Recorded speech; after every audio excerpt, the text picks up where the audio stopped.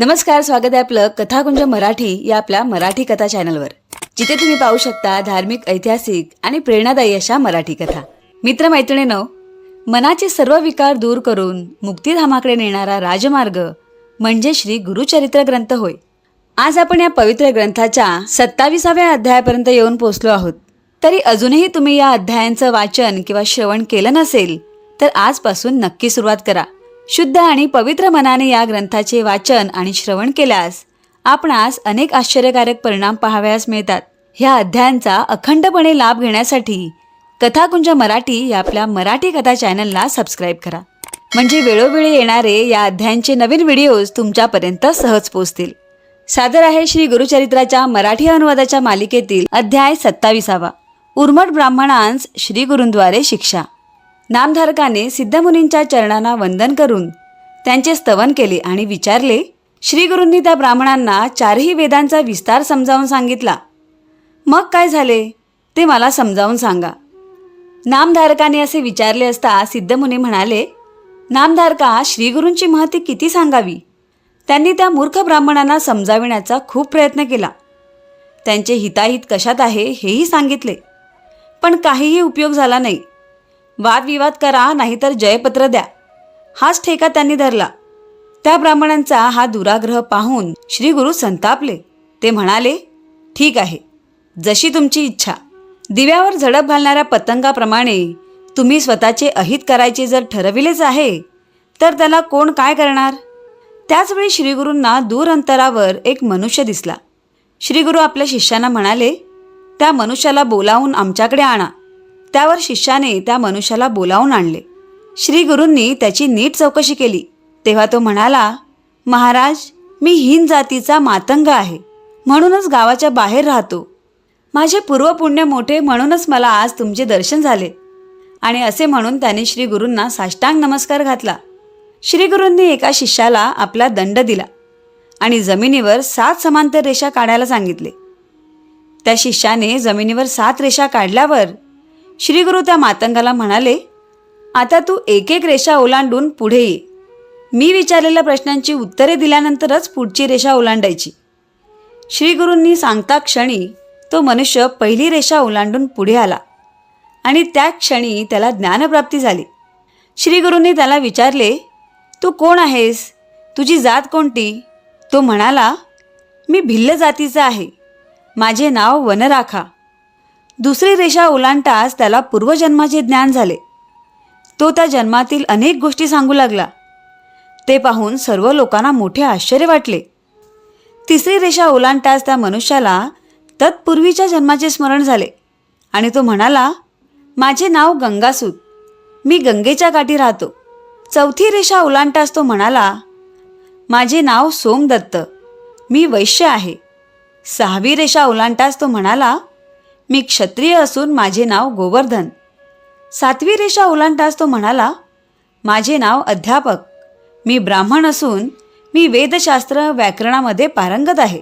त्या मातंगाने असे सांगताच श्रीगुरूंना अतिशय आनंद झाला. ते त्या मातंगाला म्हणाले, तू स्वतःला वेदशास्त्र पारंगत ब्राह्मण म्हणवितोस, तर आता एक काम कर. येथे हे 2 ब्राह्मण आले आहेत, त्यांच्याशी वेदांवर वादविवाद कर. आणि असे बोलून श्रीगुरूंनी अभिमंत्रित केलेली विभूती त्या मातंगाच्या सर्व शरीराला लावली. विभूतीचा स्पर्श होताच त्या मातंगाच्या ठिकाणी पूर्वज्ञानाचा उदय झाला. मानस सरोवरामध्ये बुडी मारताच कावळ्याचा राजहंस होतो, त्याप्रमाणे श्रीगुरूंच्या हृदयस्पर्शाने तो मातंग परमज्ञानी झाला. तो खड्या आवाजामध्ये सुस्वरामध्ये वेदमंत्र म्हणू लागला. हा सगळा चमत्कार त्रयमूर्ती श्री नरसिंह सरस्वतींच्या दैवी सामर्थ्याचाच. अज्ञानी लोक त्यांना सामान्य मनुष्य समजताच त्यांचा अधपात होतो. त्या मातंगाचे ते सुस्वर वेदपठण ऐकताच वादविवादासाठी आलेले ते 2 गर्विष्ठ ब्राह्मण भयचकित झाले. त्यांना एक शब्दही बोलता येईना. त्यांच्या छातीमध्ये वेदना होऊ लागल्या. त्यांच्या शरीराचा थरकाप उडाला, सर्वांगाला घाम फुटला. त्यांनी स्वतःची निंदा करीतच श्रीगुरूंच्या चरणांवर लोळण घेतली आणि ते श्रीगुरूंना म्हणाले, आम्ही मूर्ख अज्ञानी आहोत, आम्हाला वाचवा. आम्ही गुरुद्रोही ब्राह्मणद्रोही आहोत. तुमचे स्वरूप आम्ही ओळखले नाही. तुम्ही साक्षात शिवशंकर आहात. तुम्ही कृपाळू आहात. आमच्यावर दया करा. आमच्या अपराधांची क्षमा करा, आमचा उद्धार करा प्रभू. त्या ब्राह्मणांनी अशी विनंती केली तेव्हा श्रीगुरू त्यांना म्हणाले, तुमच्या अपराधांना क्षमा नाही. तुम्ही मदांध होऊन त्रिविक्रम भारतीला त्रास दिलात, त्याचा अपमान केलात. अनेक ब्राह्मणांचा तुम्ही धिक्कार केलात. विद्येच्या गर्वाने उन्मत्त होऊन तुम्ही करू नयेत अशा अनेक वाईट गोष्टी केल्यात. आता भोगा आपल्या पापांची फळे. तुम्ही ब्रह्मराक्षस व्हाल. ही शापवाणी ऐकताच ते ब्राह्मण शोकाकुल झाले. ते उशाप मागू लागले. त्यावर कृपामूर्ती श्रीगुरू म्हणाले, तुम्ही 12 वर्षे ब्रह्मराक्षस व्हाल.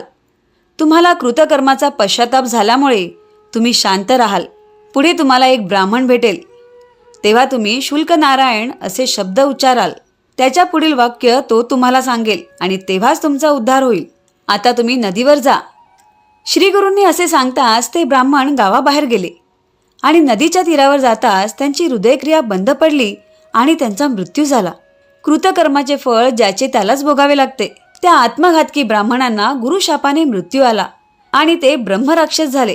ते ब्राह्मण तिथून गेल्यावर त्या मातंगाचे काय झाले असे नामधारकाने विचारले. तेव्हा सिद्धमुनी म्हणाले, श्रीगुरूंनी त्या मातंगाला 7 रेषा ओलांडायला लावल्या होत्या. त्याला त्याच्या मागील अनेक जन्मांचा अनुभव दिला होता. तो श्रीगुरूंच्या पाया पडून म्हणाला, पूर्वजन्मी मी ब्राह्मण होतो, मग माझी अशी अधोगती का झाली? मी कोणते पाप केले होते ते मला सांगा. त्या मातंगाने अशी विनवणी केली. तेव्हा श्रीगुरू त्याला त्याचा पूर्ववृत्तांत सांगू लागले.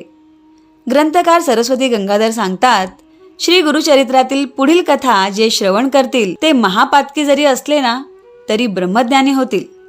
ही श्री गुरुचरित्र कथा अत्यंत पुण्यदायक असून ती श्रवण केली असता 4ही पुरुषार्थे प्राप्त होतात. अशा रीतीने श्री गुरुचरित्राचा 27वा अध्याय इथे पूर्ण होत आहे.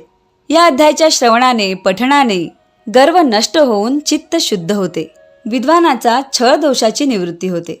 मित्रमैत्रिणींनो, श्री गुरूंची कृपा आपल्यावर अखंड राहावी यासाठी या अध्यायाबरोबरच यापूर्वीच्या 26 अध्यायांचाही जरूर लाभ घ्या. सर्व दुःखांचे निवारण करणाऱ्या श्री गुरुचरित्र ग्रंथाचा महिमा सर्वत्र पोहोचवण्यासाठी हे व्हिडिओ जास्तीत जास्त शेअर करा. पुन्हा भेटू श्री गुरुचरित्राच्या 28व्या अध्यायासह. श्री गुरुदेव दत्त.